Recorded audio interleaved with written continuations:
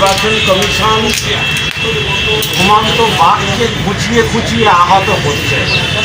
নির্বাচন কমিশনের প্রত্যক্ষ প্রচারে আহত হয়েছে পশ্চিমবাংলার ৬০ লক্ষের অধিক মানুষ এবং পরোক্ষভাবে এখনো পর্যন্ত আহত গোটা বাংলা। যে মানুষের অত্যাচারে অতিষ্ঠ বাংলা, সেই রকম একজন নির্বাচন কমিশনার জ্ঞানেশ কুমার প্রকৃত অর্থেই সে একজন ক্রিমিনাল, অপরাধী। সেই জন্য পশ্চিমবঙ্গ সফরে আসার আগেই তাকে কেন্দ্রীয় বাহিনী পাঠাতে হয়েছে এবং কেন্দ্রীয় বাহিনী দিয়ে ঘেরাটোপের মধ্য দিয়ে তাকে পশ্চিমবাংলা সফর করতে হয়েছে। আমরা দেখেছি বিমানবন্দর থেকে নামার পর থেকে জ্ঞানেশ কুমার যেখানে যেখানে গিয়েছেন সেখানে সেখানে তিনি কেন্দ্রীয় বাহিনী নিয়ে গিয়েছেন। তারপরেও বাংলার মানুষ সে মন্দির থেকে রামকৃষ্ণ মিশন পর্যন্ত সর্বত্র কালো পতাকা দেখিয়ে তাকে গো ব্যাক স্লোগান দিয়েছে। এরকম একটা নির্লজ্জ অপদার্থ জ্ঞানেশ কুমার, যিনি প্রধান নির্বাচন কমিশনার হিসাবে দায়িত্ব পালন করছেন, তিনি একটা পরিচ্ছন্ন ভোটার তালিকা তৈরি করার ক্ষেত্রেও চূড়ান্ত ব্যর্থ। এইরকম একটা অপদার্থ জ্ঞানেশ কুমার নেতৃত্বে যদি বিভিন্ন রাজ্যের নির্বাচন হয়, তাহলে সেই নির্বাচন কখনো পরিচ্ছন্ন হবে না, কখনো নিরপেক্ষ হবে না, কখনো গণতান্ত্রিক পদ্ধতিতে হবে না। তাই আমরা চাই জ্ঞানেশ কুমারকে অবিলম্বে তার ব্যর্থতার দায় তার ঘাড়ে তুলে দিয়ে তাকে ইমপিচমেন্ট পদ্ধতির মাধ্যমে তাকে এই পদ থেকে সরিয়ে দিয়েই তারপরে ভারতবর্ষের বিভিন্ন রাজ্যের বিধানসভা নির্বাচন সংগঠিত হবে। পশ্চিমবাংলার যে ৬০ লক্ষ মানুষকে নির্বাচনের থেকে তাদেরকে বাইরে রাখার জন্য চূড়ান্ত ভোটার তালিকা থেকে বাইরে রাখা হচ্ছে, বিচারাধীন রাখা হচ্ছে। এই মানুষগুলোকে চূড়ান্ত তালিকায় নিয়ে আসার দাবিতে পার্ক সার্কাসে ৭ দিন ধরে অবস্থান ধর্ণা চলছে। ভোটাধিকার রক্ষা মঞ্চের নেতৃত্বে উদ্যোগে এই যে ধর্ণা মঞ্চ চলছে, আলিয়া বিশ্ববিদ্যালয়ের অধ্যাপকরা আছেন, ছাত্ররা আছেন, আমাদের সংগঠনেরও কর্মীরা প্রত্যেক দিন সন্ধ্যায় আসেছেন। এখানে জমিয়তুল আইম্মাউল ওলামার সভাপতি মুফতি এমদাদুল্লাহ সাহেব এসেছেন, হাফেজ সিদ্দিকুল্লাহ শেখ এসেছেন এবং তৌহিদি জনতা এসেছেন। আমরা সংখ্যালঘু যুব ফেডারেশনের কর্মীরা এসেছি। আমাদের একটাই বক্তব্য যে এই ধর্ণা মঞ্চের পাশে আমরা আছি। যারা ধর্ণা চালিয়ে যাচ্ছেন তাদেরকে কুর্নিশ জানাতে এসেছি, নৈতিক এবং সমস্ত রকম সমর্থন জানাতে এসেছি। যতক্ষণ পর্যন্ত এই দাবি আদায় না হবে ততক্ষণ পর্যন্ত এই ধর্ণা চলবে এবং একের পর এক এই ধর্ণার পরিধি বাড়বে ইনশাআল্লাহ।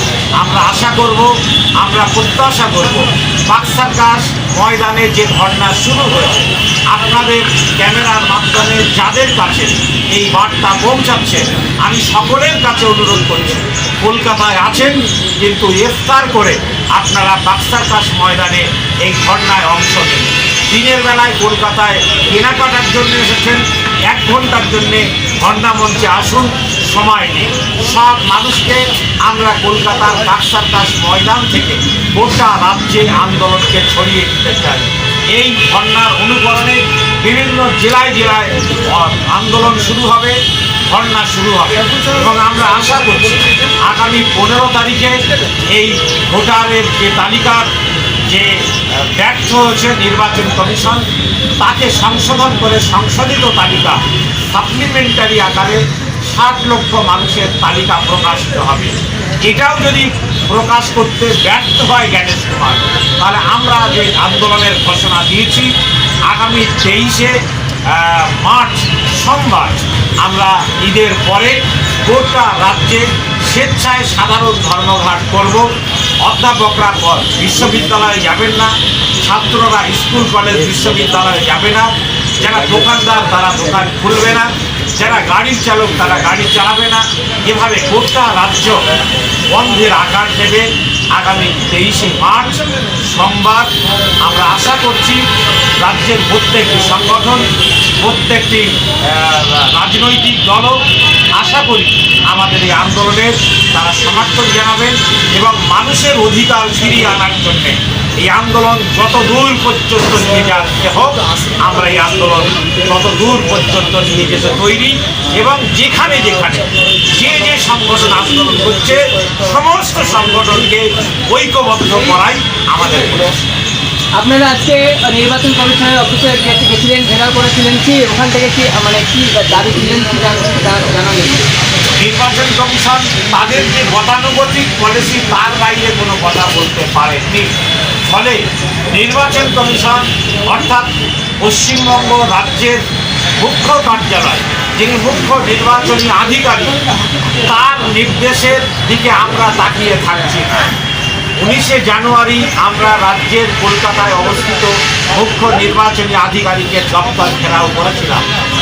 অতিরিক্ত মুখ্য নির্বাচনী আধিকারিক আমাদের 1 ঘন্টার বেশি সময় ধরে আলোচনা করেছিলেন, একাধিক বক্তব্য আমাদের কথা শুনেছিলেন। তারা একাধিক প্রতিশ্রুতি দিয়েছিলেন, কিন্তু তারা সেই প্রতিশ্রুতি রক্ষা করতে পারেনি। কেননা আমরা মনে করি বর্তমান নির্বাচন কমিশন সংবিধানের কাছে দায়বদ্ধ নয়, তারা সাধারণ মানুষের কাছে দায়বদ্ধ নয়, তারা গণতন্ত্রকে টিকিয়ে রাখতে চায় না, তারা দেশের বিজেপির কাছে দায়বদ্ধ।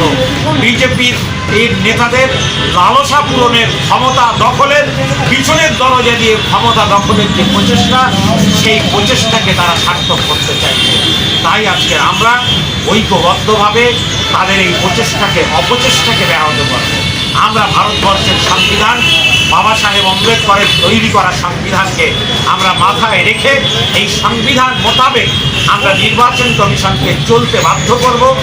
ভারতবর্ষের 130 কোটি মানুষের যে নাগরিক অধিকার তাকে সুনিশ্চিত করতে বাধ্য করব। ভারতবর্ষের মানুষের যে ভোটদানের অধিকার তাকেও আমরা সুনিশ্চিত করতে বাধ্য করব।